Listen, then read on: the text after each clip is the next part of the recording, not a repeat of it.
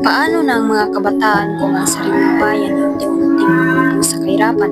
Ang kahirapan ay isa sa mga problemang kinakarap ng ibang bansa, kabilang na dito ang Pilipinas. Isa sa mga dahilan kung bakit ang kahirapan ay nagsasagisag ay ang korupsyon. Malaki ang epekto nito lalo na sa mga kabataan gaya ng child labor. Maraming mga bataang imbis na papel at lapis ang hawak, maaga na lang nagbabanat ng buto.